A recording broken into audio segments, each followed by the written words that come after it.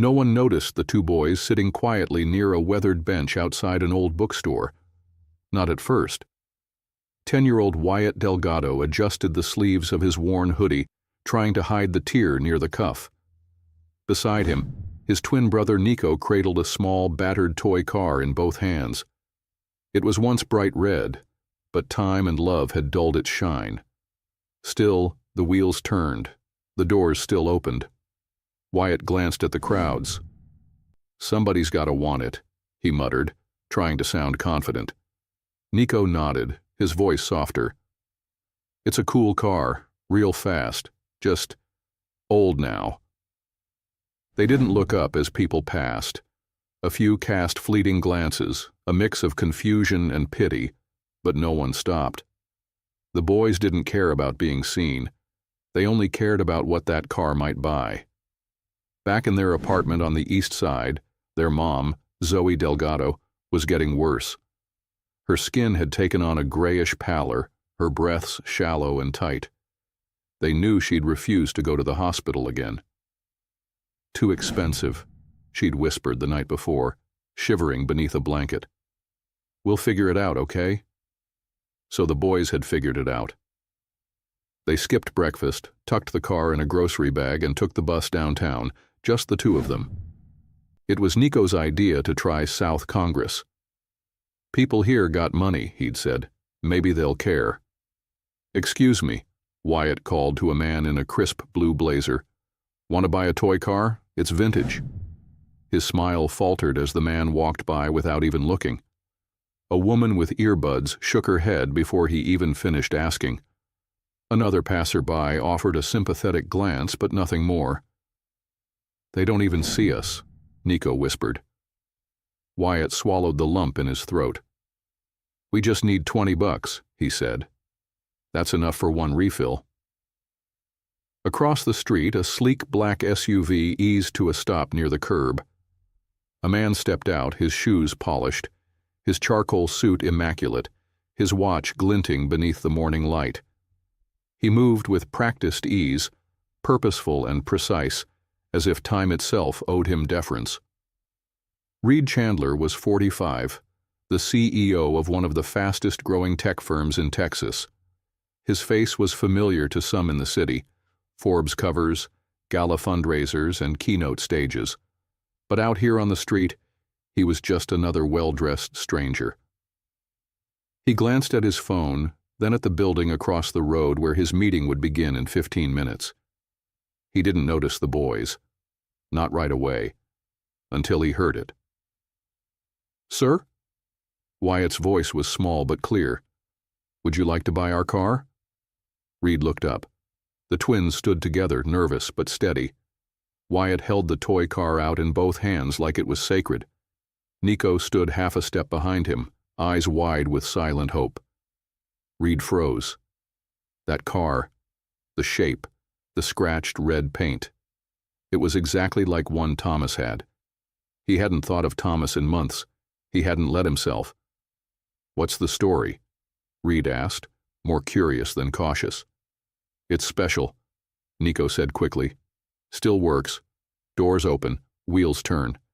We kept it real clean." Reed studied them.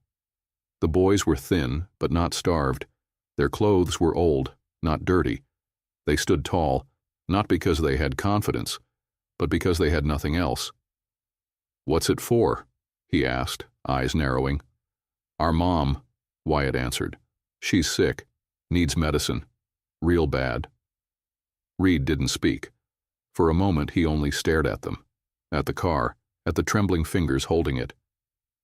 He reached for his wallet, pulled out a $100 bill, and held it out. The boys stared. "This enough?" he asked. Wyatt nodded slowly, almost in disbelief. "Yes, sir." Nico held the car a second longer before placing it gently into Reed's hand. "Thank you," he whispered. They turned quickly, clutching the bill between them, already heading toward the bus stop. Reed stood still, the toy car resting in his palm. It was warm, as if it had just been loved. He should have walked into that building, taken the meeting, checked his numbers, but instead, He turned back toward his driver. "Follow them," he said quietly. The driver blinked. "Sir?" "The twins. Follow them. I need to know where they're going." From the back seat, Reed watched through the tinted glass as the boys boarded the number 4 bus. The car still sat in his hand, a ridiculous plastic thing. He couldn't stop staring at it. His chest felt tight. He didn't believe in signs, or fate, or anything that couldn't be quantified. But something about this morning had cracked open a door he'd sealed shut 6 years ago. When they arrived at the complex, he stepped out of the SUV. The building was old, bricks chipped and graffiti tagged. A mailbox hung open, its hinge broken. The boys disappeared up the staircase, and he waited, watched, thought. What kind of mother sends her kids out to sell toys? And what kind of father had he been to walk away from everything? The thought hit him so hard he had to sit back down. If you enjoyed this video, comment 1 to let me know. If not, comment 2. Your thoughts matter to me either way. Inside that building was someone who mattered to them enough to give up their last toy. And Reed couldn't explain why, but he needed to know more.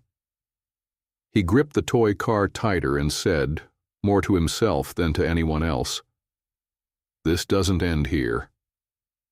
And in that moment, without knowing it, Reed Chandler, man of numbers, plans, and polished armor, took his first step toward becoming something else, something more, something human again. The moment Reed stepped out of the SUV, the air felt heavier. The street smelled of wet pavement, motor oil, and faint mildew. This part of East Austin wasn't far from the glossy heart of the city, but it felt worlds away. Cracked sidewalks, rusted mailboxes, and sun-faded apartment numbers lined the modest complex in front of him. He stood still for a beat, the toy car in his palm, its plastic body somehow grounding. Through the stairwell window, he caught a glimpse of the twins ascending to the 3rd floor. Their footsteps echoed. Then silence. He exhaled. "Wait here," he said to his driver, not looking back. The stairwell creaked under his weight as he climbed, each step drawing him deeper into unfamiliar territory. On the 4th floor, a faint sound. A child's voice, maybe Nico's, broke through. Reed followed the sound down the hallway until he reached a faded green door, apartment 4B. The paint chipped, the doorframe slightly warped. He raised his hand to knock, then froze. What was he doing? He wasn't a man who dropped into strangers' lives. He made strategic moves, calculated decisions. This wasn't who he was. But he heard coughing from inside, shallow, strained. That was all it took. He knocked, firmly. Then again. The door opened a crack, chain still latched. Wyatt's wide eyes met his. "It's the man from the street," he whispered. Behind him, Nico's voice called out, "Is it a doctor?" The door shut, clinking sounds. Then it opened fully. Wyatt stepped aside without a word. Just a look, uncertain, searching. Reed stepped into a small, sparsely furnished room, a couch with a throw blanket, a folding table with mismatched chairs, a single fan in the corner struggling against the Texas heat. In the far corner, a mattress lay directly on the floor. Zoe Delgado was on it. She was maybe mid-30s, her face pale and drawn, dark hair damp at the temples. Her eyes fluttered open for a moment, tried to focus, and failed. "She just got worse," Nico said quietly, kneeling beside her. "Last night she couldn't even stand up." Reed didn't answer. He pulled out his phone. "Who are you?" Wyatt asked, his voice tightening. "Why'd you follow us?" Reed looked down at him. "Because I couldn't ignore what I saw." The call connected. "Dr. Patel, it's Reed. I need you to come to East Austin immediately." A pause. "Yes, it's urgent." He hung up and knelt beside Zoe, keeping a respectful distance. "She has a fever," Nico said, "and her back hurts when she breathes." "Do you know what's wrong with her?" Reed asked gently. Wyatt nodded. Her kidneys, she had pills, but then the pharmacy said they weren't covered anymore. Of course, insurance, paperwork, bureaucracy, a system too complicated for two 10-year-olds to navigate. Reed looked around the apartment. Everything was clean but empty. No clutter, no excess, just survival. "Why didn't she go to the hospital?" he asked quietly. "She said they already helped her once," Nico said, "and we didn't have any more help left." Outside, tires crunched over gravel. A knock followed a moment later. Reed opened the door to Dr. Patel, still in scrubs, bag in hand. "Fourth floor?" he said, surprised. "You really are in deep today." "Just help her," Reed said. Dr. Patel moved swiftly, crouching beside Zoe, checking vitals, murmuring quietly. The boys watched, wide-eyed. Reed stood back, arms crossed, jaw tight. After a long moment, Patel looked up. "Severe dehydration, possible infection, and yes, it's renal. She needs fluids and monitoring immediately. She's at risk of collapsing any moment." "Then let's move her," Reed said. "Hospital?" "Number Chandler Medical. I'll cover everything." "Understood." Dr. Patel glanced at the boys. "Do you have someone who can watch you?" They shook their heads. "They're coming too," Reed said firmly. Wyatt blinked. "All of us?" Reed nodded. "I'm not leaving you behind." He caught his own reflection in the cracked TV screen. His own words echoed louder than expected. "I'm not leaving you behind." A few minutes later, with Patel guiding her weight, Zoe was carefully helped to her feet, her arms draped over the doctor's shoulders. She didn't speak, barely conscious, but her fingers curled lightly around his sleeve. The boys flanked her on either side, holding her steady as they shuffled toward the hallway. Reed followed close behind, resisting the urge to step in, to carry her himself. The elevator was broken, so they descended the stairs slowly. It felt like miles. Every step, Reed felt the tension between the woman's fragility and the boy's determination. By the time they reached the car, the sun was high, the city already alive around them. Valentina Ross, Reed's housekeeper, was already pacing outside the mansion when they arrived an hour later. She'd been called, of course, but nothing could have prepared her for what she saw. Two young boys, a barely conscious woman, and Reed Chandler, silent but visibly shaken. Valentina's eyes narrowed. "What exactly have you brought home?" Reed didn't flinch. "Someone who needs help." She studied him, then the boys, then the mother. Slowly, her expression shifted from skepticism to concern. "Room's ready," she said softly. Reed turned to Wyatt and Nico. "Come inside. You'll stay here tonight." Nico looked up at the mansion, eyes wide. "This place is huge." Wyatt whispered, "People with big houses don't help kids like us." Reed's hand tightened around the toy car in his pocket. "Maybe it's time someone did." Inside, as Zoe was settled into the guest suite with Valentina's help and Dr. Patel's watchful eye, Reed stood alone in his office. The skyline glowed beyond the window. The silence was thick. He pulled the toy car from his pocket and set it on the desk. One object. One morning. One choice. And now everything was changing. For all of them. Morning light poured into the east-facing windows of Reed Chandler's mansion, catching on the polished hardwood floors and the framed, sterile art that lined the hallway. Everything inside the house was quiet, impeccable, controlled. Except now it wasn't. Footsteps, small, unsure, echoed from the staircase as Wyatt and Nico crept downstairs, following the smell of something warm. Biscuits, maybe, or eggs, something they hadn't smelled in weeks. Reed stood by the floor-to-ceiling windows in the kitchen, coffee in hand, dressed in a black quarter-zip and slacks, more relaxed than usual but still distant.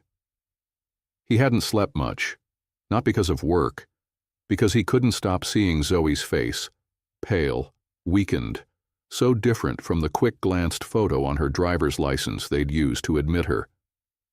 Valentina was at the stove, flipping something onto a plate. She glanced over her shoulder when the boys appeared in the doorway. "Well, good morning," she said, voice warm but clipped.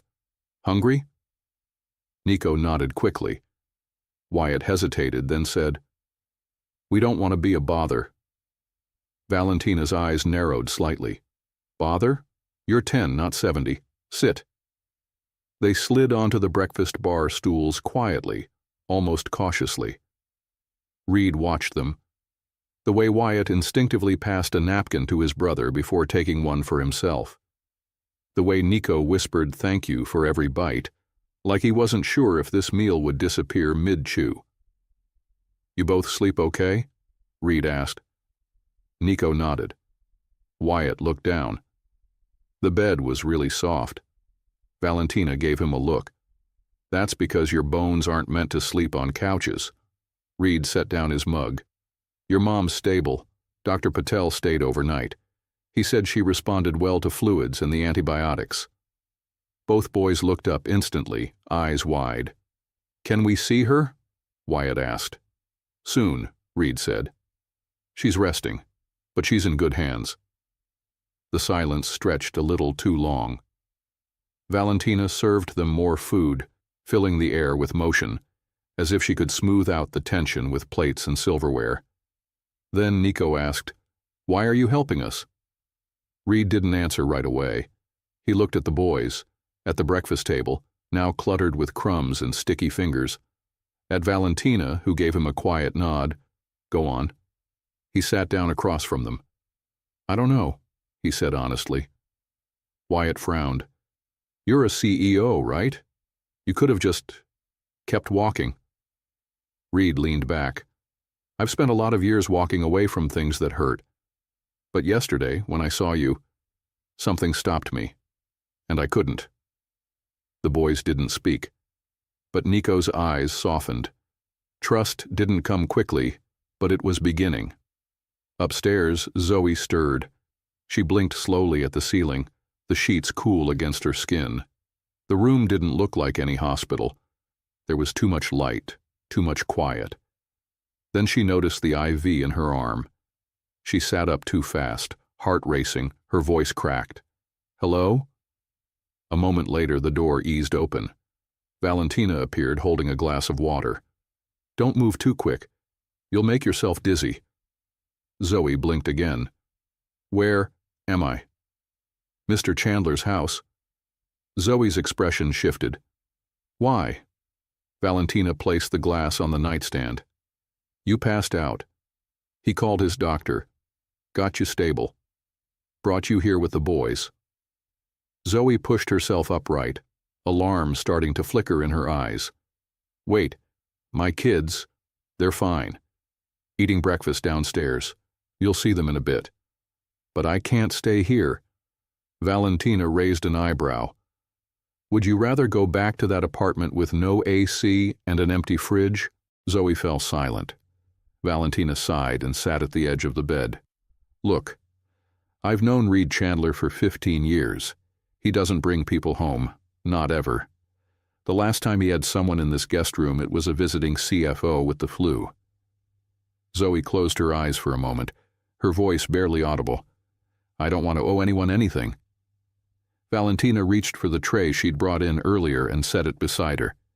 Eggs, toast, nothing fancy, but warm.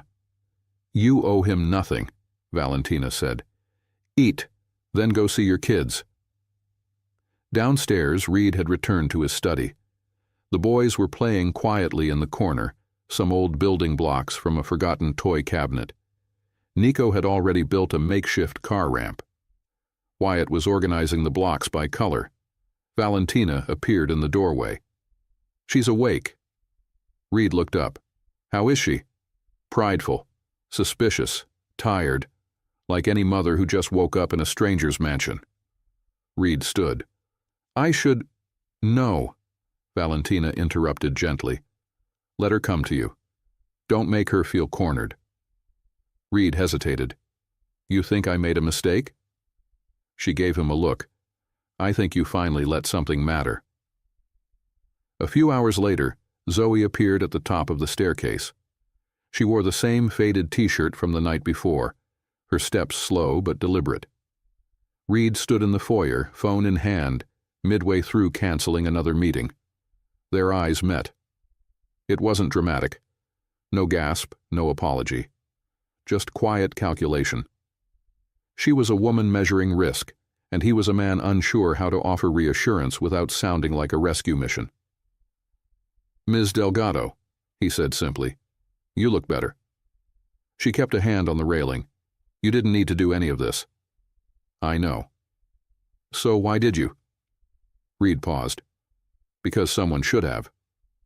Silence stretched between them. Then Zoe asked, "How long are we supposed to stay here?" "Until you're well." "And then?" Reed didn't answer. Not yet. Instead, he stepped aside. "Your sons are in the garden with Valentina." Zoe descended the rest of the stairs slowly, carefully, like each step was still unfamiliar. At the doorway, she turned back. "For now, thank you." Reed nodded once. "For now is enough." And for the first time in years, the silence in the house felt like it meant something, like it was waiting for what might come next. The late afternoon sun lit the edges of the garden in soft gold as Wyatt and Nico chased each other through the trimmed hedges, their laughter cutting through the stillness like music. Valentina sat on a nearby bench, pretending not to smile, watching the boys dart past rose bushes and tiptoe along the low stone wall like a tightrope. From the library window, Zoe watched them. Her fingers were lightly curled around a mug of peppermint tea, but she hadn't taken a sip. Her eyes followed the twins with quiet intensity, the kind that only a mother who'd nearly lost everything could carry. Behind her, footsteps approached. She didn't turn. "You should sit outside," Reed said from the doorway, his voice low, almost hesitant. "It's the best light of the day." Zoe didn't move. "I don't really do gardens." He stepped beside her. "That's a shame. This one's the only part of the house that doesn't feel like it's trying too hard." She looked at him then, raising an eyebrow. "Trying too hard to what?" "To be lived in," he said. The admission caught her off guard. He glanced out the window where Nico had just slipped and was laughing from the ground. "They seem to like it here." Zoe finally took a sip of her tea. "It's quiet, safe. They haven't had a place feel like that in a long time." "They have it now." Her fingers tightened around the mug. "And then what happens? What's the expiration date on kindness, Mr. Chandler?" Reed looked at her, expression unreadable. "You think this is temporary?" She shrugged. "Isn't everything?" The silence that followed was thick, stretching between two people used to controlling the narrative. Two people suddenly face to face with something they couldn't define or dismiss. "Zoe," he said, her name sounding unfamiliar on his tongue. "I didn't bring you here out of pity." "No," she said, still looking out the window. "You brought us here because of a plastic toy car." Her voice wasn't bitter, just honest. "And because your silence feels louder than most people's speeches." That made him pause. She set the mug down. "But I don't want to be someone's good deed." "You're not. Then what am I?" Reed opened his mouth, then closed it again. "I don't know yet," he said honestly. She nodded slowly, as if that answer was more trustworthy than any polished reassurance. But it didn't ease the tension between them. If anything, it thickened it, sharpened the edges of something unspoken. That night, Zoe wandered the halls long after the boys had gone to sleep. The mansion was beautiful in a cold, curated way. If you enjoyed this video, comment 1 to let me know. If not, comment 2. Your thoughts matter to me either way. Like a museum or a hotel lobby. She trailed her fingers along the edges of polished wood, past framed prints and shelves with unread books. Then she found the door. It was different. tucked at the end of the west hallway. The doorknob gleamed, untouched. And it was locked. She paused, tilted her head. Something about it felt guarded. Behind her, a voice said quietly, "That room stays closed." She turned. Reed stood in the shadows, barefoot, sleeves rolled up, a glass of water in one hand. "I didn't mean to snoop," she said quickly. "You weren't." She gestured toward the door. "What's in there?" He hesitated. "Memories," he said finally. The weight of the word filled the air between them. Zoe stepped back. "We all have rooms like that. Some of us just don't have locks." She moved past him, heading back toward the guest wing. Reed watched her disappear around the corner, then looked back at the door. His fingers brushed the key in his pocket. He didn't unlock it. The next morning, breakfast was quieter than usual. The boys ate quickly, already dressed and eager to explore more of the property. Zoe sat at the end of the long table, her gaze moving between them and the man at the head, who had somehow slipped into the role of provider without explanation. "You don't have to keep feeding us," she said, setting down her fork. Reed didn't look up from his tablet. "You need to recover." And after that? He finally met her gaze. "What do you want to happen after that?" She let the question hang there. "I want to stand on my own 2 feet again," she said. "I want to go back to work. I want to be the one providing breakfast." "You're not a guest here, Zoe." "Then what am?" He didn't answer. Wyatt interrupted them, bouncing on the balls of his feet. "Mr. Reed, does the telescope still work?" Reed blinked, caught off guard by the question. "The one in the observatory?" "Yeah. Nico said he saw it upstairs." "It works," Reed said slowly. "I haven't used it in a while." "Can we try it tonight?" Nico chimed in. "You said there's less light out here than in the city, so the stars are clearer." Reed glanced at Zoe, then back at the boys. "Sure," he said. "We'll try it after dinner." They cheered and ran off. Zoe watched him for a long moment. "You didn't flinch when they said they found your observatory." Reed gave a small smile. "They've already taken over the library. I think I'm past flinching." That night, under a blanket of stars, Reed showed the boys how to align the telescope, adjust the lens, find Saturn's rings. Zoe sat on the steps, watching them. This man and these 2 boys who had stormed into each other's lives without warning. And for the first time since she stepped foot into the mansion, she didn't feel like an outsider. But that terrified her more than being alone ever had. The telescope clicked softly as Reed adjusted the lens, the cool metal shifting beneath his fingers. Above them, the sky stretched wide and endless, velvet black streaked with stars. Nico gasped as Saturn came into focus, his face lit with wonder. "I can see the rings," he whispered.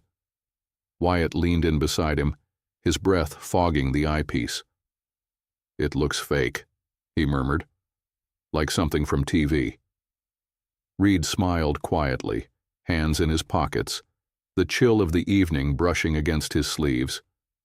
"That's the thing about the universe," he said. "It always looks unbelievable until you really look at it." From the stone steps just behind them, Zoe watched in silence.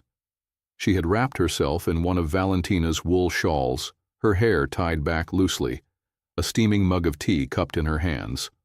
Her eyes weren't on the stars. They were on Reed. He was different with the boys, unpolished, patient, human, and it made her uneasy. "You know," she said softly, once the boys had run off to count how many constellations they could remember, "you're very good with them." Reed looked up. "I'm winging it. They don't notice. They just know you're safe." He met her eyes then. The quiet between them pulled tight. "That's not something people usually say about me," he replied. Zoe stood stepping down toward the lawn.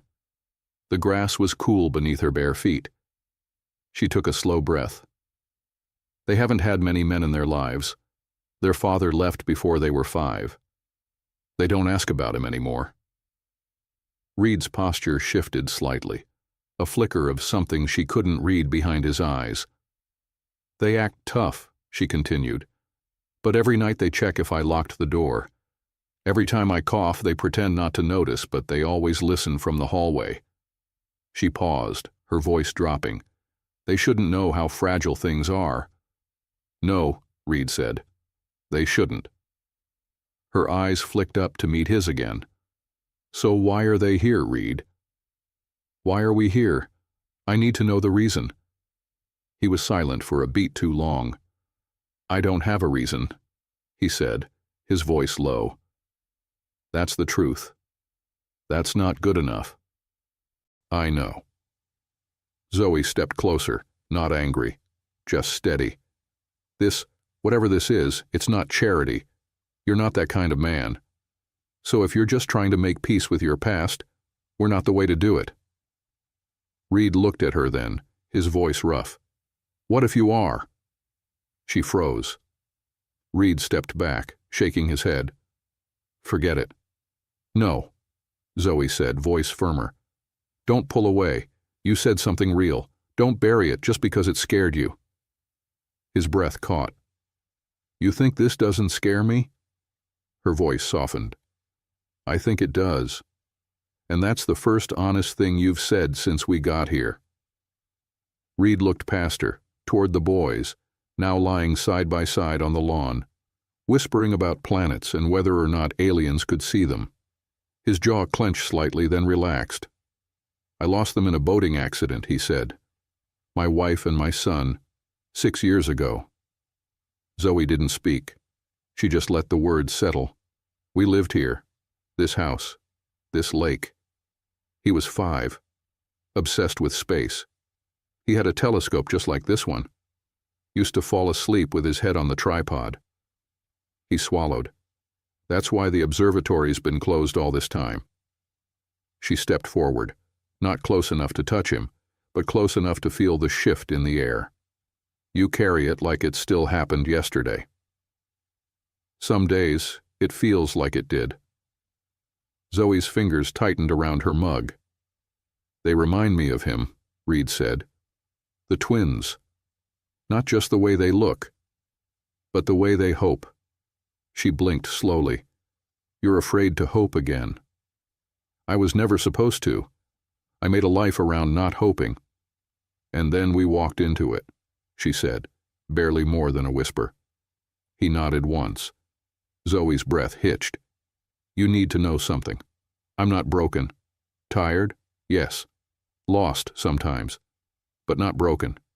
And I won't let anyone fix me like a project. You're not a project. I mean it, Reed. I've fought for everything I have left, and my pride is part of that. He looked at her, eyes steady. I see that. I respect it. The tension broke then, just slightly. The kind of moment where nothing physical happened, but something inside shifted. As if both of them realized this wasn't a rescue. It was something neither of them had dared imagine. Zoe turned back toward the lawn, her voice quieter now.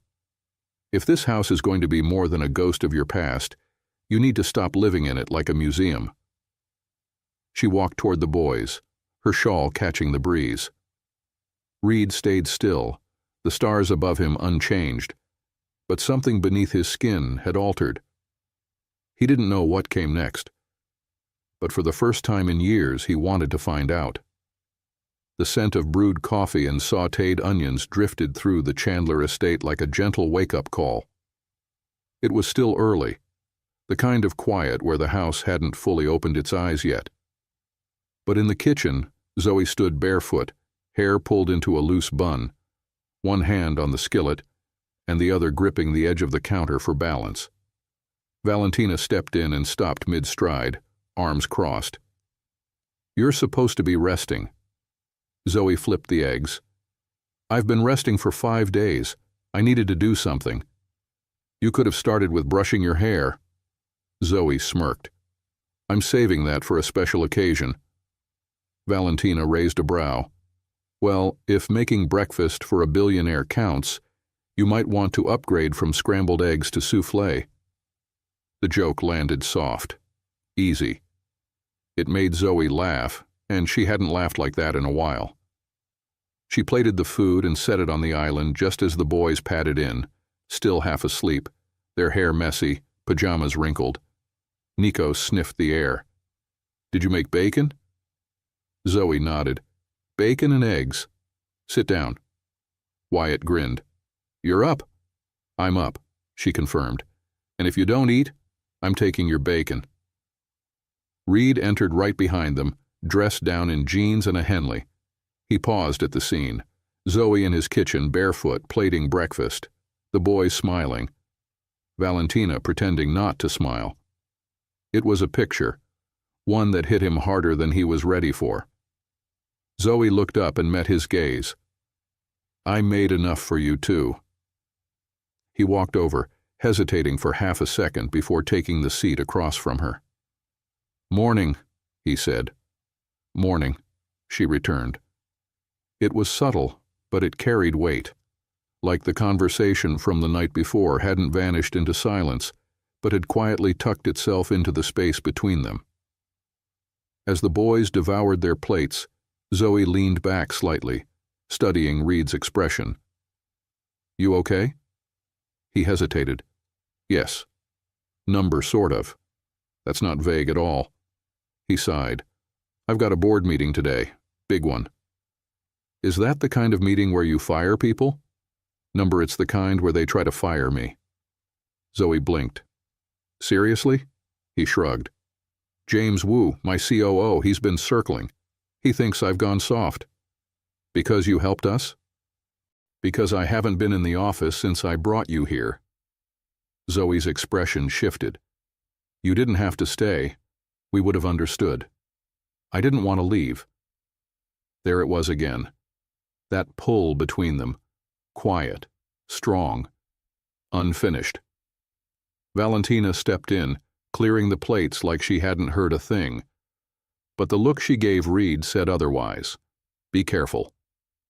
Later that afternoon, Zoe found herself in the library sorting through a stack of old books Valentina had set aside for donation. It felt good to move, to use her hands, to remind herself she was more than her diagnosis. She paused on a title, The Little Prince. The inside cover held a handwritten note in careful block letters. To Dad. "When I grow up, I'll show you Saturn. Love. T."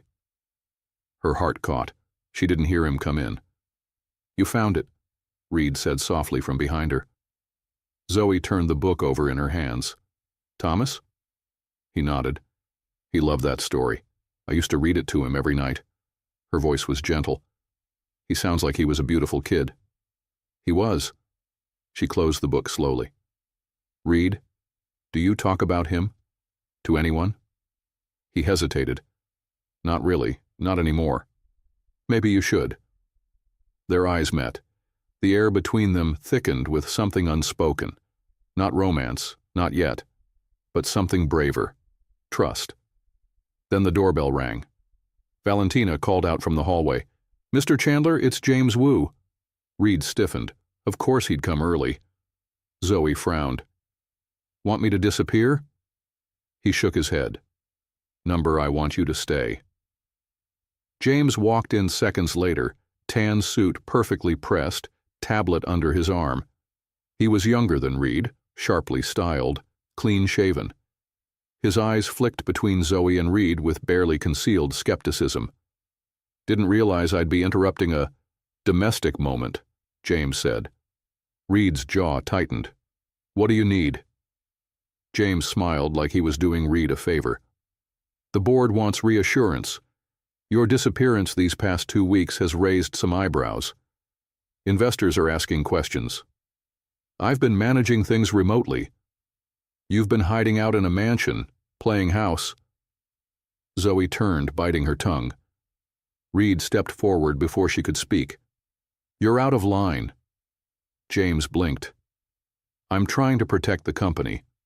"No," Reed said evenly. You're trying to take it." A tense silence followed. James adjusted his watch. "The board meeting is tomorrow. If you want to keep your seat, show up, alone." He left without another word. Zoe looked at Reed. "He's charming." Reed let out a breath. "He's dangerous." Zoe stepped closer. "You okay?" "I will be." "You sure about that?" He looked at her, really looked at her. "You're not the first person to ask me that today." "And what was your answer?" He paused. "It's changing." She smiled. "Good."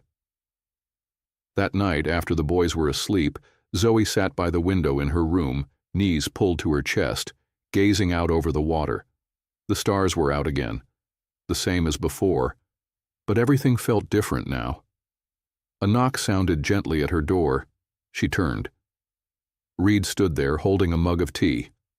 "Peace offering," he said. She took it with a small nod. "Couldn't sleep?" he asked. "Too much noise in my head." He sat across from her. Quiet. Then she whispered, "Do you ever feel like you're waiting for your life to start again? But you're not sure if it should?" Reed looked at her, his voice low. "Every day." Their eyes met again. This time neither of them looked away. The boardroom at Chandler Technologies had always felt like a sanctuary of order. Sleek lines, leather chairs, silence broken only by power moves and polished data. But this morning Reed walked in and felt the shift instantly. It wasn't the room. It was the eyes that followed him, all sharp, all calculating. He wore a tailored navy suit, but he hadn't hidden the wear of the past few weeks. No tie, no shield. Just a quiet, commanding presence that hadn't needed explanation, until now. James Wu stood at the far end, hands clasped behind his back like a man waiting for applause. "Reed," one of the board members greeted flatly. "Glad you could make it." Reed nodded, sat down, placed his tablet on the table. "Let's begin." It didn't take long for the questions to roll in. "Where have you been? Are you stepping back? Is the Chandler Foundation now your full-time focus?" James leaned in with the final push. "There's talk that personal matters are clouding your judgment. We need a leader who's present." Reed didn't flinch. "I've missed 2 board meetings in 10 years, and while I was away, Q3 earnings still exceeded projections by 6%. "That's not the point," James pressed. "No, James," Reed said coolly. "The point is that I'm still building something, just not all of it on spreadsheets." A pause. Then Reed leaned forward. "This company was built to improve lives. That was always the mission. Somewhere along the way, we started improving margins more than people. If my commitment to humanity makes you nervous, maybe you're the one who should rethink his seat." James shifted. The room quieted. Reed didn't raise his voice. He didn't have to. Later that afternoon, the house was unusually still. The twins were at the community center with Josephine, drawing in the art room. Valentina was in town, running errands, and Zoe stood in the greenhouse at the edge of the property, sunlight catching on the glass panes, warming the air. She loved this space. Overgrown herbs, cracked planters, vines crawling up wooden trellises. It was the only imperfect place on the property, which made it feel more like home than anything else. She turned a pot slowly in her hands, fingers dusted with soil. "I didn't know you liked plants," Reed's voice came from the entrance. "I like anything that grows," she said, not turning. "It means it's still trying." He stepped inside, letting the door click shut behind him. She finally looked up. "You're back early." The meeting was short. "That good or that bad?"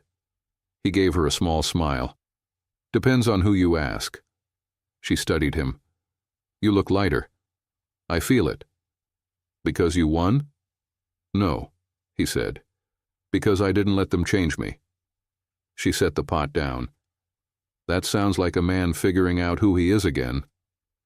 He stepped closer, eyes never leaving hers. Maybe I am. She reached for a towel, wiping the dirt from her hands.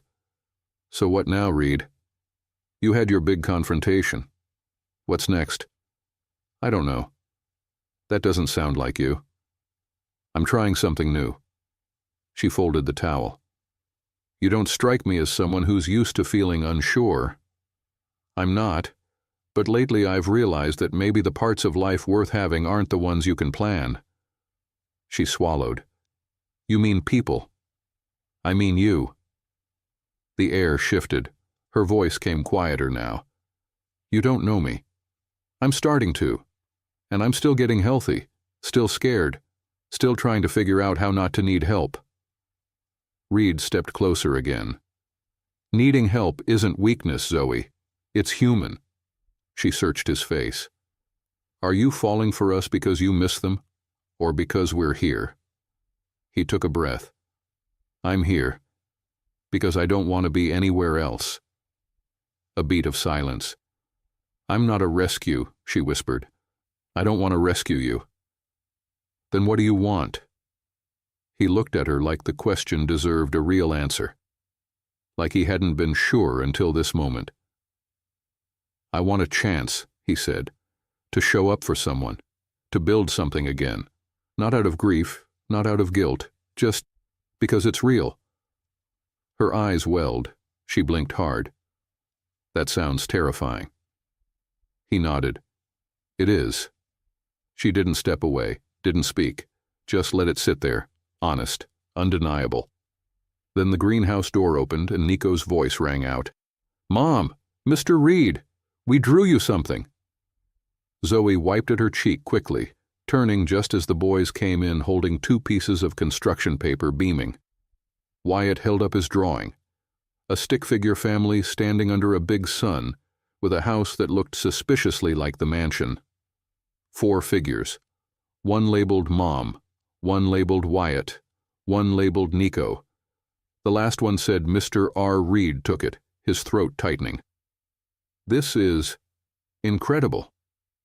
It's us, Nico said. Together. Zoe glanced at Reed, and for once she didn't correct them. Not yet. The drawing sat framed on Reed's desk now, its edges slightly crumpled, the colors uneven, but the message as loud as any boardroom pitch he'd ever made. Us, Nico had said, grinning wide. 4 stick figures under a bright yellow sun. It was childlike, messy, perfect. Reed stared at it longer than he'd admit, one hand resting on the edge of the frame. He could hear the twins outside the office, their voices drifting through the hallway. Laughing, bickering, living. And then Zoe's voice, calmer, deeper, calling them to grab their jackets. They were headed to the local library for a science workshop. Josephine was waiting with her car already running out front. Don't forget your water bottles, Zoe said. We got them. I mean it. Hydration is cool now. That made him smile. She appeared in the doorway a moment later, her silhouette caught in the afternoon light. Her jeans were worn, but she carried herself like someone with purpose. Her hair was pulled into a loose braid. She didn't wear makeup. She didn't need it. You're quiet in here, she said, stepping in, the door clicking softly behind her. Reed looked up from the frame. I was just thinking. Dangerous habit. He leaned back in his chair. The boys said they're trying to convince you to let them build a space rover out of cereal boxes. She rolled her eyes fondly. I told them, if it can get to Mars, I'll let them skip their bedtime. They said they'd settle for Jupiter. There was a beat of shared laughter, then quiet again. Not uncomfortable, just full. Zoe walked over to the desk, looked at the drawing with him. They're getting too comfortable here. You say that like it's a problem. She shrugged. It scares me. Reed tilted his head. What part? That they'll want to stay, she said softly. That I might want to. The honesty landed heavy. I don't know how to let good things last, she added, almost as if admitting it aloud was dangerous. "I've always been the one preparing to leave." He stood slowly and moved around the desk, stopping in front of her. "I'm not asking you to stay," he said. "Not yet." She looked up at him, eyes steady. "But I'm hoping," he finished, his voice quieter. Their eyes locked. There was something in his tone that wasn't pushy or rehearsed. It was vulnerable. And Zoe, who had built entire walls out of strength and caution, felt those bricks shift. "I used to think the hardest part of life was surviving," she said. "Turns out, learning how to live again is scarier." He nodded. "Tell me about it." "I don't want to owe you." "You don't." "I don't want to depend on you." "You don't have to." She took a breath. "But I want to know what this is. I want to stop pretending I don't feel it." His heart caught. "Me too," he said. "But we go slow. We do it right." She exhaled, relief and fear blending behind her eyes. "Okay." Before either of them could say more, the twins burst back in, voices overlapping. "Josephine said the car won't start. Can we take your car?" "We'll buckle up. Promise." Zoe turned toward them, already switching gears. "Let me check the keys." Reed held up his hand. "I'll drive you. Let's make a detour after the workshop. Ice cream's non-negotiable." The twins whooped, running back down the hall. Zoe glanced at Reed. "You're spoiling them." "I'm trying to make up for lost time, even if it's not mine to reclaim." They headed for the front door together. Hours later, the house was quiet again. The boys were asleep, sugar-happy and sun-tired, buried under superhero blankets. Reed stood outside Zoe's door, hesitant for the first time in days. He knocked gently. She opened it, already in her robe, a book in hand. I didn't want the night to end without saying good night," he said. She stepped aside, letting him in, just for a moment. The book rested on the nightstand now, forgotten. She sat on the edge of the bed, one leg tucked beneath her. "I used to wonder if we'd ever get back to this," she said. "To what?" "Normal." He sat beside her, not too close. "Does this feel normal?" "No," she admitted, "but it feels like something better." He didn't speak. She turned to him. "I'm scared, Reed." "So am I. But I don't want to keep letting fear decide everything." He reached out gently and took her hand. They sat like that in the quiet, no promises spoken, just something real passing between them. A touch, a presence, a beginning. Outside the room, the hallway lights dimmed automatically, casting the house in soft amber, and for the first time since it had happened, Reed didn't feel like a guest in his own life. Rain had fallen overnight, soft and steady, washing the dust off the leaves and soaking into the cracks in the stone driveway. By morning, the sky hung low with thick gray clouds, the kind that made everything feel slower, quieter. Inside the Chandler estate, the usual rhythm was muted. Reed stood in the kitchen, pouring hot water over a fresh coffee filter, his eyes fixed on nothing. The boys were still asleep. Valentina had left early for the farmer's market. And Zoe, she hadn't come down yet. He liked mornings. Lately, more than he used to. There was something grounding about the quiet, about waiting for the house to wake up. But today, the stillness pressed on him differently. He turned when he heard her footsteps. Zoe entered slowly, hair damp, sweatshirt too big, eyes still fogged with sleep. She walked straight to the counter, leaned on her elbows, and sighed. "Coffee?" he asked. She nodded without a word. He handed her the mug he'd just made. Still warm, steam curling up toward her face. She wrapped her hands around it and closed her eyes like it was anchoring her to the moment. "You okay?" he asked gently. Zoe opened her eyes, took a sip, then finally spoke. "I had a dream last night."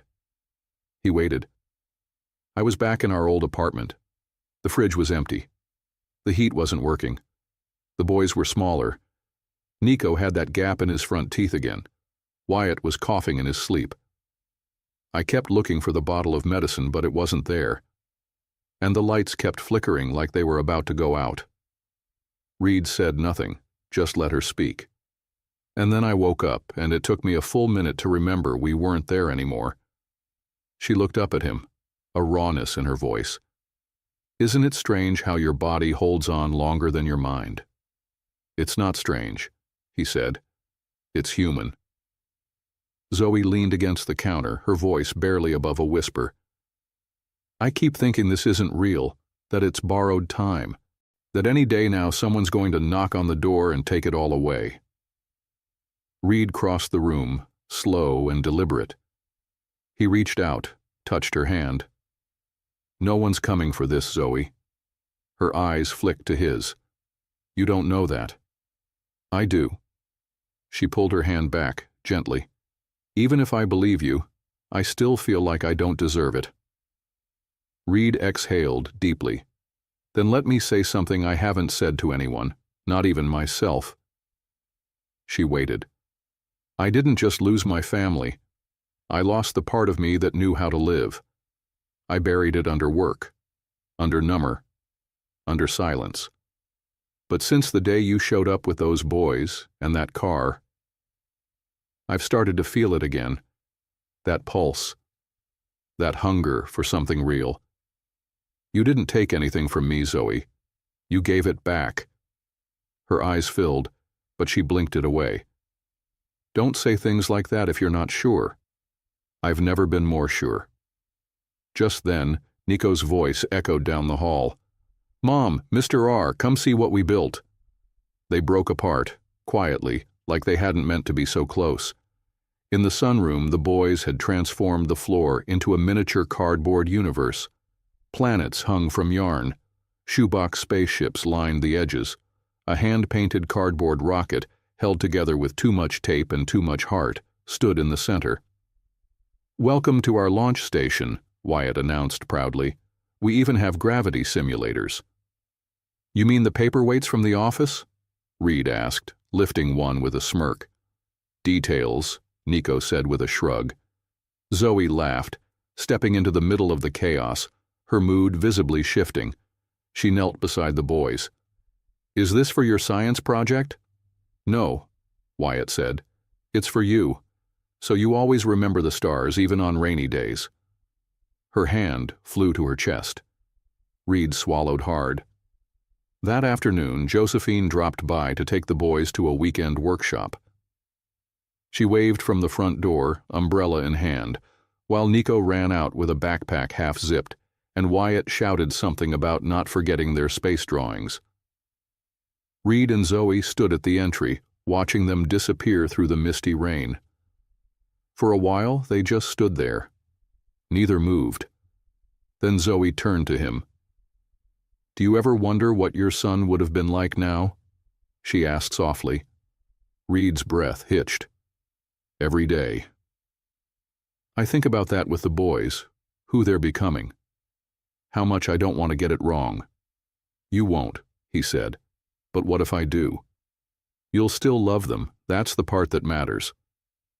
She looked away, voice shaking. It's scary how much I love them. It feels like a weakness sometimes. It's your strength, he said. She exhaled slowly, and the silence that followed was full. Deep, not empty, just honest. Then, almost without thinking, Zoe reached up and brushed her hand against his cheek.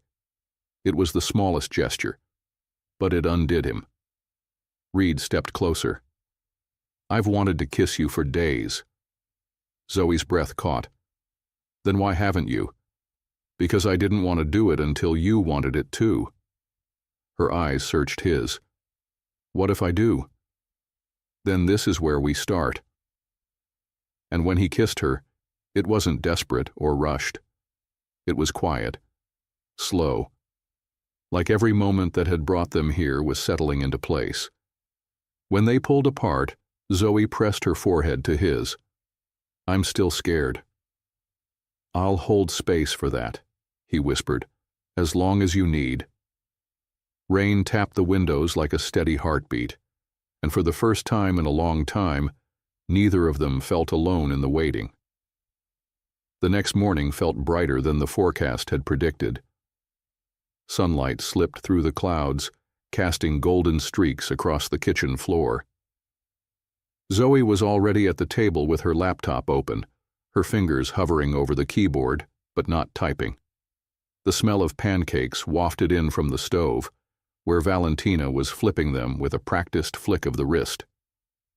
Reed walked in barefoot, hair still damp from a shower, holding 2 mugs of coffee. He slid one to Zoe without a word.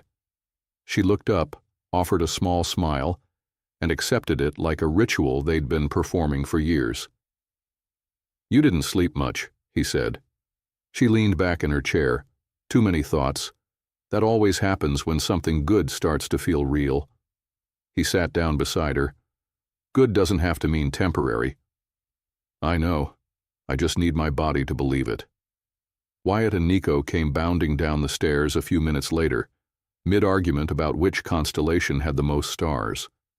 Their chatter bounced off the walls, untamed and alive. Zoe turned in her seat, ready to referee, but Reed raised a hand. "Let them work it out," he said. She raised an eyebrow. "Since when did you become the Zen parent?" "I've been studying under a master," he said, gesturing at her. Valentina chuckled from the stove. "He's still got a long way to go." The boys finally settled down at the breakfast bar, faces lighting up at the pancakes stacked like towers. For a moment, everything felt like a normal Saturday morning. Familiar, comfortable, too comfortable. As Zoe stood to refill her coffee, her elbow nudged the edge of a glass vase on the counter. It toppled in slow motion, struck the floor, and shattered. Everyone froze. The twins' eyes went wide. Nico instinctively reached for his brother's hand. Wyatt looked straight at Zoe, waiting for the fallout. But Zoe didn't yell. She didn't flinch. "I'm sorry," she said quietly, crouching down to pick up the larger shards. Reed moved quickly, kneeling beside her. "It's just a vase." She looked at him, eyes scanning for any sign of disappointment. "Was it expensive?" "Probably," he said with a smirk, "but I didn't even like it." Valentina had already grabbed the broom and was sweeping gently around them. The boys watched in stunned silence. "You're not mad?" Wyatt asked cautiously. Reed looked over at him. "Why would I be mad?" "Because it broke." Reed set a hand on Zoe's shoulder, then looked at the twins.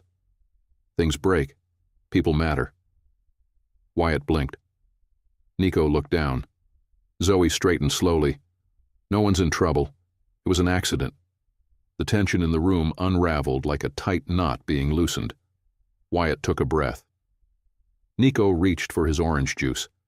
After the mess was cleared and breakfast resumed, Zoe stepped out onto the back patio. The air was fresh, the sky clear now, washed by last night's rain. She closed her eyes and let the warmth touch her face. Reed joined her, hands in his pockets. "You handled that really well," he said. "I was raised in a house where breaking anything meant punishment," she said, not looking at him. "I swore I'd never let my kids flinch when something fell." He looked out across the lawn. "That was the first time I've seen them freeze like that. They're used to holding their breath." Reed exhaled slowly. "I want to give them a place where they never have to do that again." She turned to him. "You already are."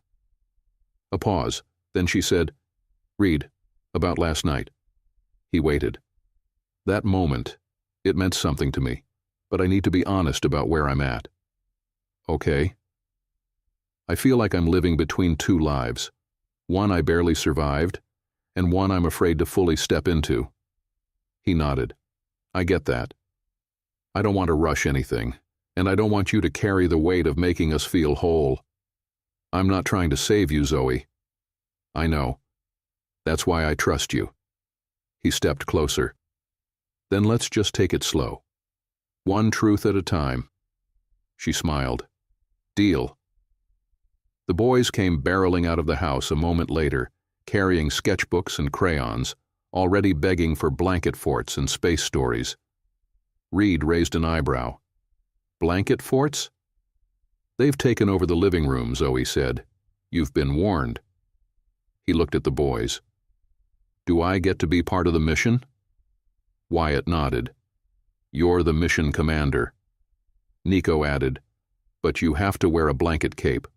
House rules. Zoe laughed, the sound echoing down the stone path, warm and effortless.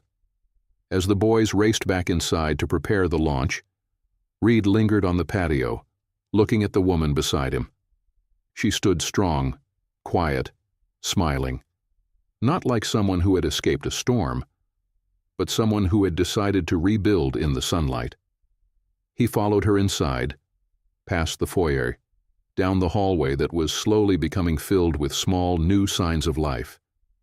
A stray shoe, a hand-drawn map taped to the wall, a half-finished puzzle on the table. The house was changing, breathing again, and so was he. The sky outside was streaked with late-evening lavender, the kind of soft, bruised light that made the lake shimmer like glass. Inside the Chandler estate, the energy had quieted. Dinner was over. The boys were tucked into the living room fort, whispering stories about space missions and meteor showers under a blanket roof held up by dining chairs and dreams. Zoe stood at the sink, rinsing a dish that didn't need rinsing.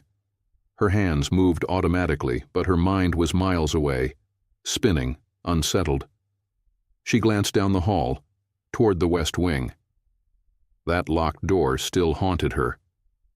Reed stepped into the kitchen just as she set the dish aside. He looked tired, thoughtful. His sleeves were pushed up, and his tie was gone. He moved differently now, not with the sharp precision of a CEO, but with the hesitancy of a man carrying something heavy and wondering if it's finally time to put it down. You okay? She asked. He nodded slowly. Can we take a walk? She dried her hands on a dish towel and followed him without a word. They stepped outside, crossing the lawn where early fireflies had begun to blink. The air was cool, laced with the scent of pine and wet grass. He led her toward the boathouse at the edge of the lake, where the water lapped gently against the dock. I've been thinking about something, Reed said as they walked. Something I've been avoiding for too long. Zoe didn't answer. She let the silence encourage him. When Thomas died, I shut everything down. His room, the observatory, even the boathouse. I told myself I was preserving him, that if I didn't touch any of it, maybe he'd still exist somehow. He stopped walking. Zoe turned to face him, her expression soft, open. But all I was doing was freezing myself in time, he said. And I didn't realize how much I stayed frozen until you walked in with those boys. She took a slow step closer. Why now, Reed? Because I want to open the door, he said quietly. The room. I want you there. Zoe's breath caught. He kept his eyes on hers. You don't have to come if it's too much, but I think I need to say goodbye. And I think I need someone to witness that. She reached for his hand, warm and steady. Then I'll be there. They walked back together, slower this time. The house loomed ahead, no longer just a structure of glass and stone, but something breathing, changing. Inside, the hallway leading to the west wing felt colder somehow. Still. The door at the end remained just as it always had, closed, untouched, a quiet line between past and present. Reed paused in front of it. He pulled a small silver key from his pocket, turned it slowly. The lock gave with a soft click. He pushed the door open. The room smelled faintly of dust and time. The light switch illuminated a space frozen in childhood. Walls painted a soft navy, glow in the dark stars scattered across the ceiling. shelves lined with books about space, rockets, planets. A twin bed sat neatly made, still with its cartoon astronaut sheets. A telescope, smaller than the one in the observatory, stood by the window. Next to it, a small red toy car, paint chipped at the edges. Zoe stepped in behind him, barely breathing. Reed walked forward, his eyes scanning every inch. He didn't touch anything, just looked. Every corner held a memory. Every detail felt like a whisper. This was his world, he said, voice tight. He used to pretend he was a pilot, said he'd take me to Jupiter one day. Zoe swallowed hard. You kept it all exactly the same. I couldn't let it go. I was afraid that if I moved anything, I'd lose what was left of him. She walked to the window, stared at the stars just beginning to pierce the dusk. He's not in the things, Reed. He turned to her, his eyes glassy. He's in the way you show the boys the telescope, she continued. In the stories you tell.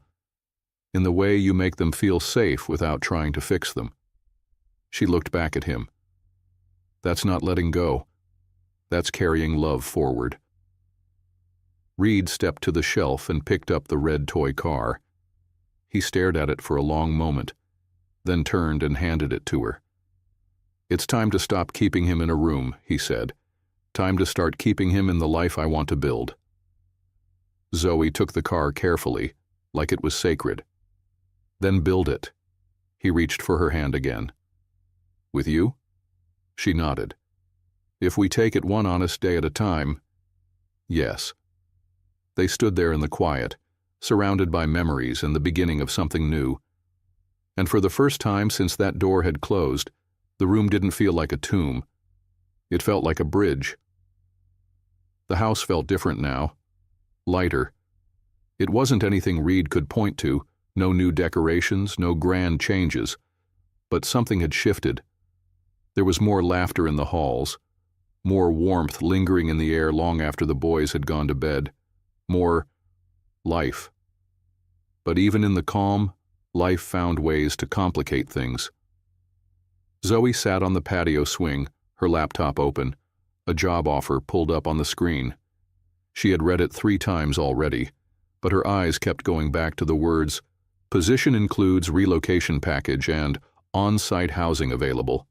San Antonio, 2 hours away, good school district, a stable paycheck, health care."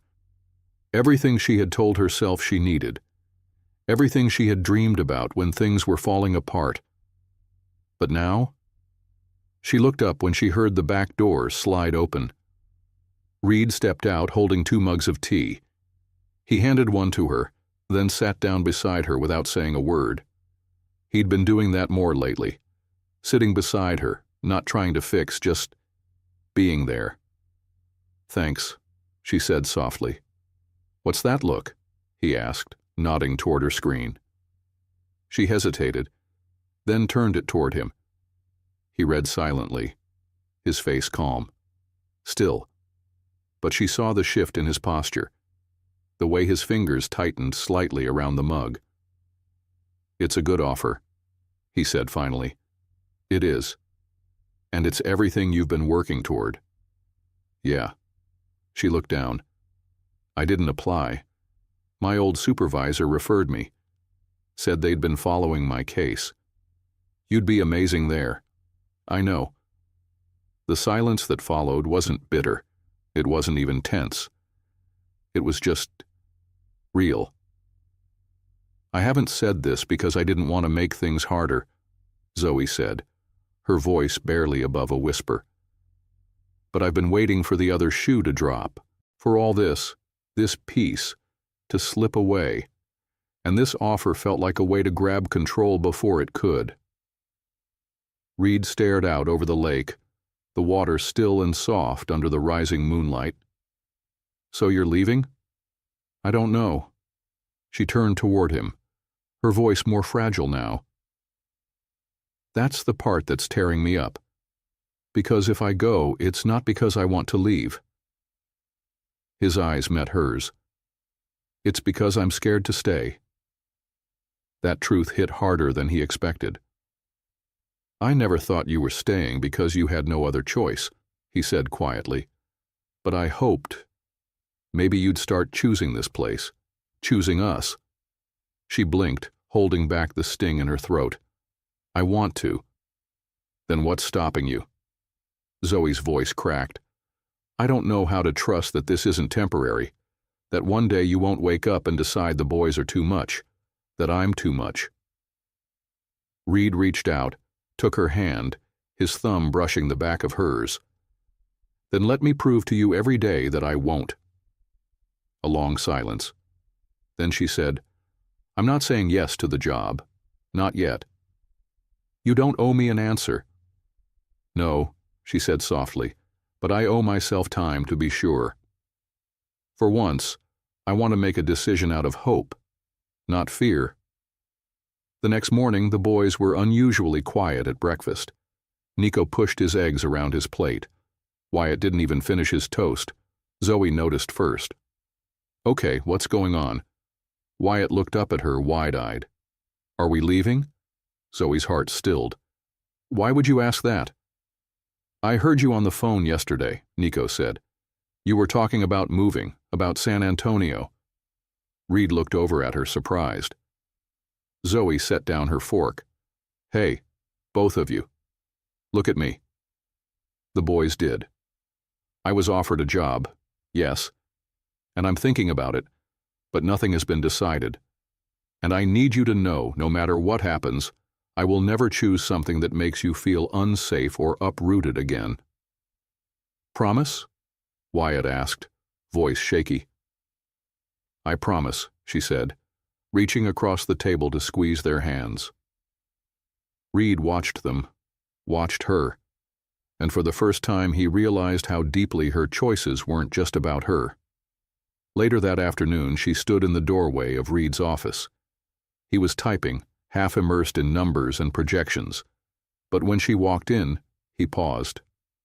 "I told the recruiter I'd think about it," she said, "and that I needed space to weigh what really matters to me." Reed stood slowly. "And what does?" She looked at him for a long moment, her voice steady. "Being here. But not just surviving here. I want to build something, on my own terms." "Then let's make sure those terms are clear," he said. "You don't need to shrink yourself to fit into this house, or this life. I want the version of you that still argues about bedtime and swears too loudly when you stub your toe." She laughed a little. "You notice that? Every time, and I wouldn't change a thing." She stepped in, closed the door behind her, and leaned against it. "What if I stayed and kept growing something of my own here? What if this life wasn't about needing help, but about wanting to share it?" He crossed the room slowly, stopping inches from her. "Then I'd say we just rewrote both our stories." Her voice softened. "I'm still scared. So am I. But I think I'm starting to want to stay more than I want to run." He touched her cheek gently. "That's all I've ever needed to hear." And outside the window, the lake held their reflection, still forming, still fragile, but no longer stuck in silence. Zoe stared at the suitcase lying open on the guest room bed. It was mostly empty. Just a folded sweater, a pair of jeans, and the job offer printout that had somehow ended up in her hand again. She hadn't packed anything else, but the weight in her chest made it feel like she was already halfway gone. She didn't hear Reed walk in, but she felt him. "You're leaving?" he asked quietly. She didn't look at him right away. "I told the recruiter I needed more time, but this morning she called again. Said the role won't stay open much longer." Reed stepped further into the room, slow and deliberate. "And what do you want?" "That's the question, isn't it?" Her voice cracked.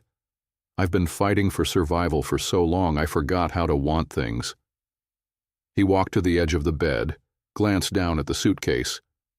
"You know what I think." "What?" "I think you're afraid to want this." She looked up sharply. That's not fair. It's not an attack, Zoe. It's the truth. You're scared that if you let yourself choose this life, this home, me, and it falls apart, it'll be worse than never having it at all. Tears welled, but she didn't blink them away. Because I've been here before. Not like this, not exactly, but close enough. And every time I let my guard down, something ripped it away. Reed sat beside her, careful, gentle. I'm not perfect. I can't promise nothing will ever go wrong, but I can promise I'm not going anywhere. Not because I feel responsible, not because I pity you, but because I love you. The words landed with quiet force.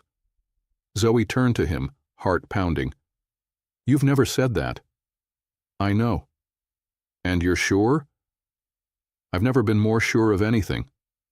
She exhaled, a long breath that felt like it was carrying years of guardedness with it. I love you too, she whispered. I just didn't know if saying it out loud would make it more real or more dangerous. He reached for her hand. Sometimes the scariest thing is also the most important one. They sat there in stillness. Her eyes drifted down to the suitcase. Then, quietly, Zoe leaned forward and zipped it shut. I don't want to go, she said. Reed smiled softly. Then don't. Just then, Nico's voice rang down the hallway. Mom, Mr. Reed, we finished our mission. You need to come see. They both stood slowly. Zoe wiped her cheeks. Reed reached for the suitcase and carried it back to the closet, closing it not with finality, but with clarity.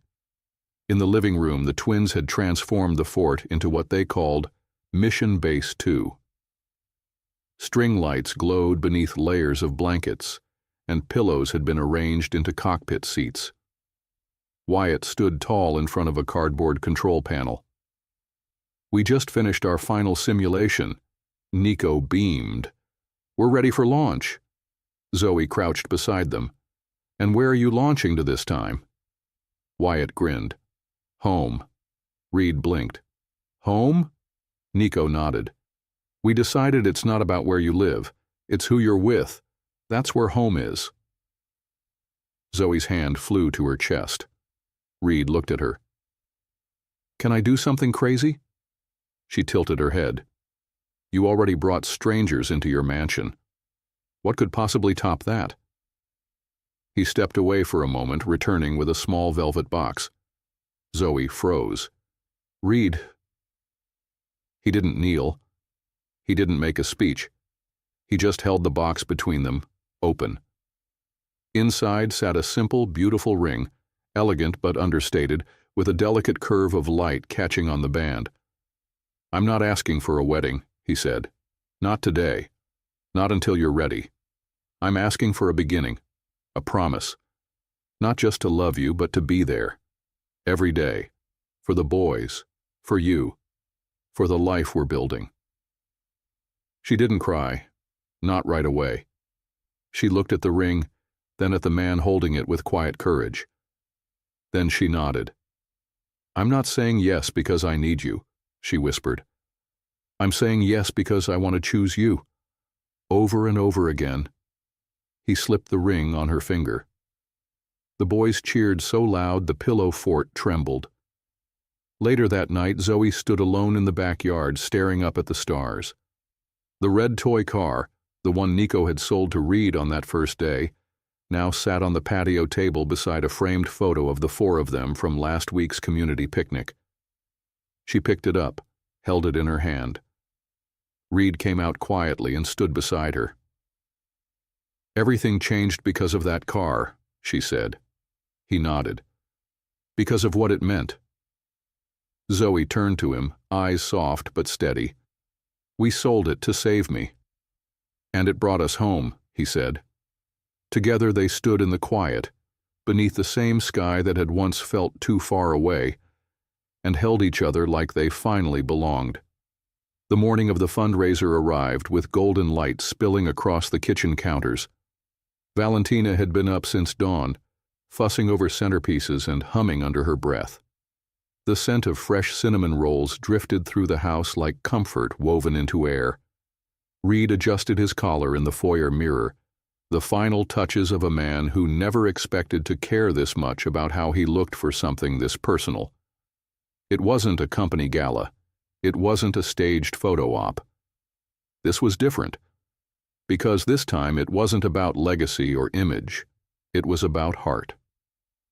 The Chandler Foundation's first official event under its new mission would fund emergency aid for single-parent households, medical help, rent relief, childcare. It was Zoe's idea. She'd mapped it out on the kitchen table one night after dinner, markers bleeding through the paper as she talked and planned and dreamed out loud. He just sat there, watching her light up in a way he hadn't seen before. Now the guest list was full.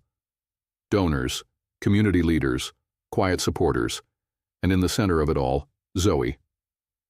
She walked into the room wearing a soft blue dress that moved like the wind when she stepped.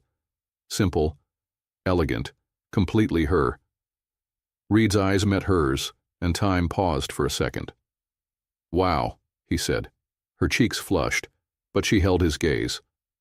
"You clean up nice too." He reached out, tucked a loose strand of hair behind her ear. "You ready?" Zoe exhaled. "I think so. Ask me again in 10 minutes. The boys came bounding down the stairs, tugging at their tiny suspenders and grinning like they had front-row tickets to a rocket launch. "Are there snacks at this thing?" Wyatt asked. "Only if you behave," Zoe said.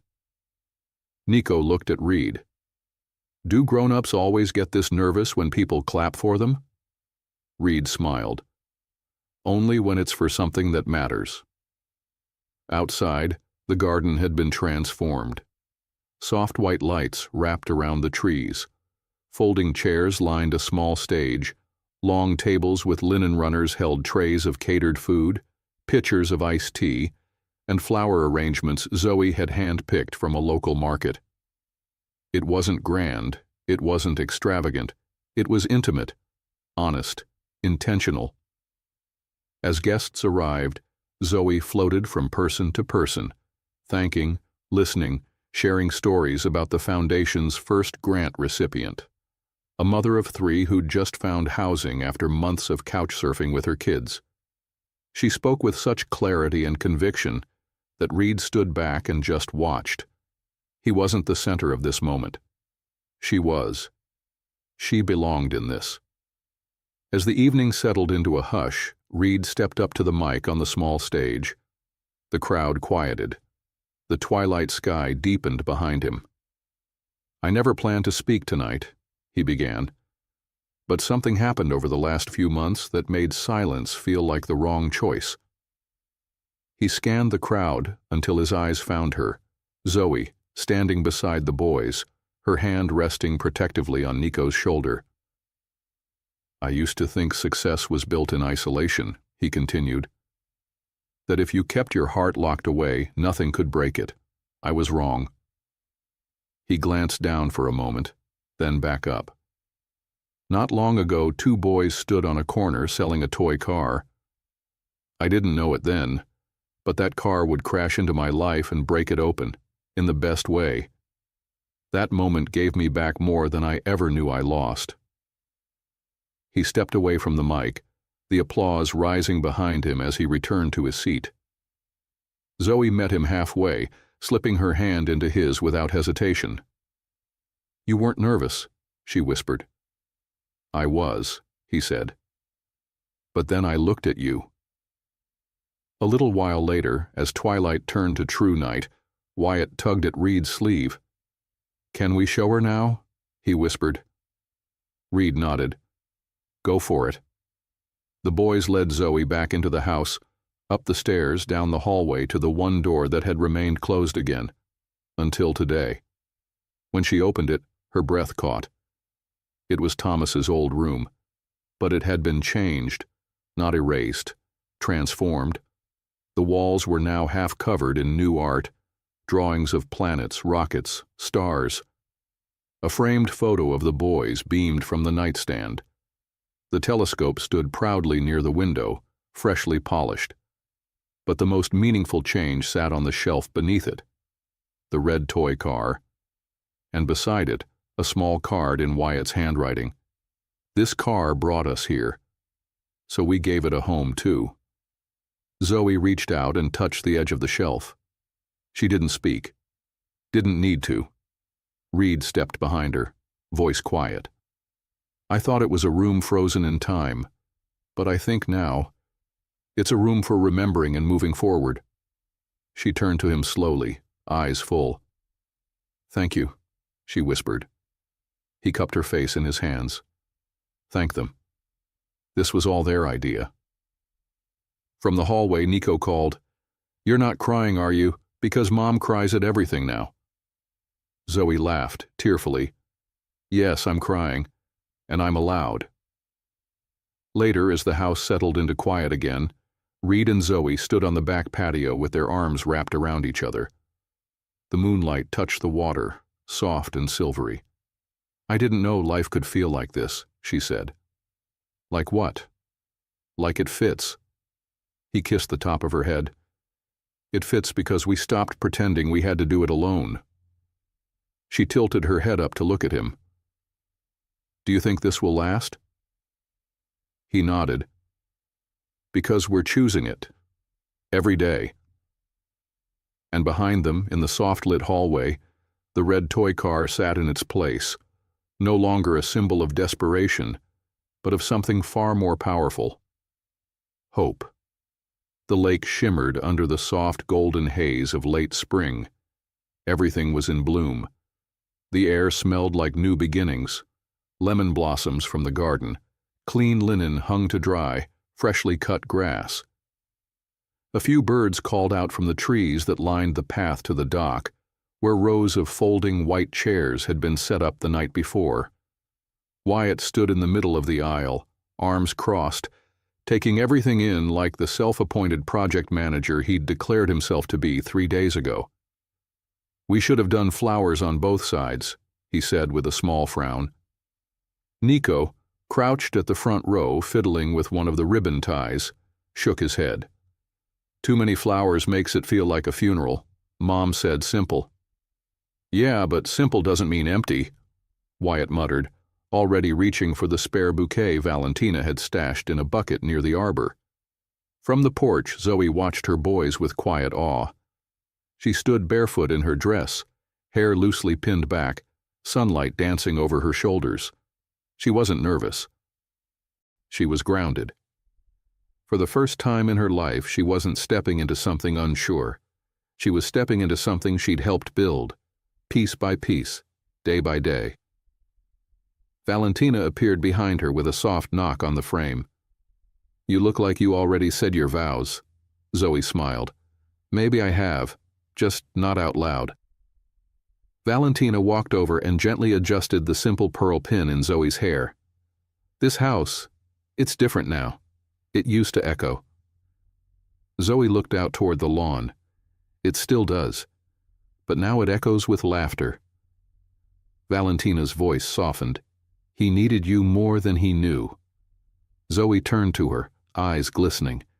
And I needed someone who didn't ask me to be anything but real. Down at the dock, Reed was tying off the last string of lights. His jacket hung over a nearby chair, sleeves rolled up, shirt lightly wrinkled. He looked every bit like the man who used to measure success by headlines, and now measured it by shared mornings and stories told under pillow forts.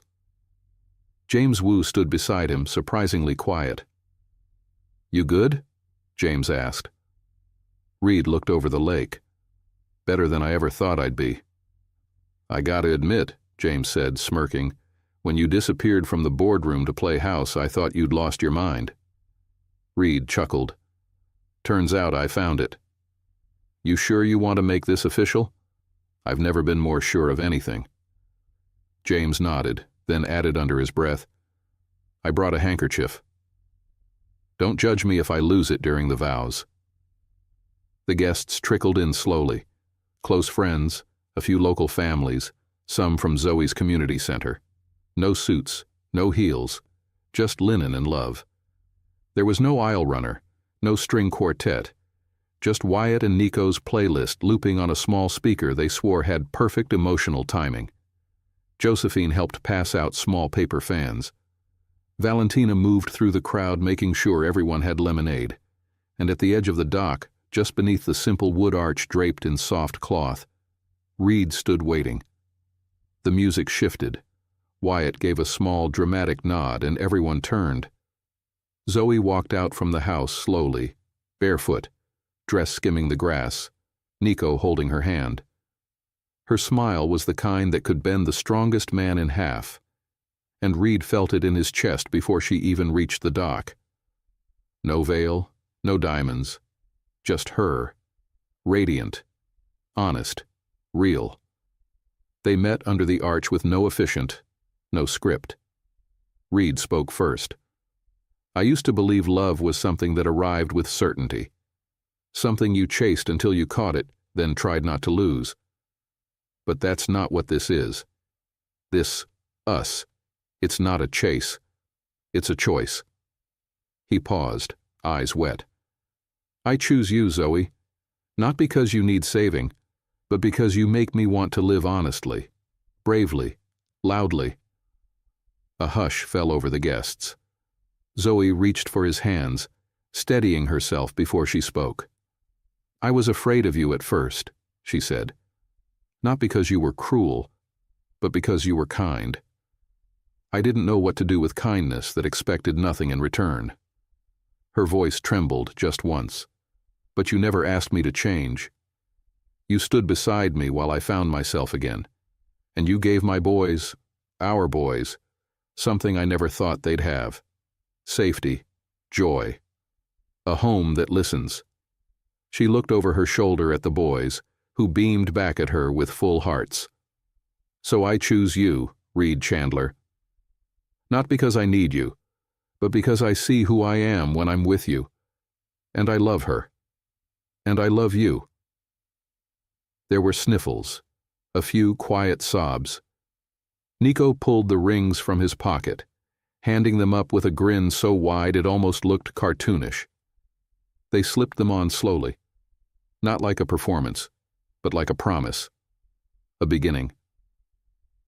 You may kiss my mom now, Wyatt whispered loudly enough for the front row to hear. Everyone laughed, and Reed did. Later that evening, as the sun dipped low and the fireflies returned, the twins lay on a picnic blanket with Valentina and Josephine, counting how many stars they could find. Laughter echoed from the house where music still played through the open windows. Zoe and Reed stood on the back deck, holding each other in the kind of silence that said everything. You know, she said quietly, if someone had told me a plastic toy car would lead to this. Reed smiled, his chin resting on her head. It wasn't the car. No? It was the boys, their love, their bravery, you. She leaned into him. We didn't get rescued, Reed. I know. We got chosen. His voice cracked. We all did. Inside the house, above the fireplace, the red toy car rested in a shadow box now, next to a new photo of the four of them at the dock just hours earlier. Underneath the glass, a tiny plaque read, "The day we sold a toy car and found a family." And in that house, under that roof, four people who were never meant to find each other did.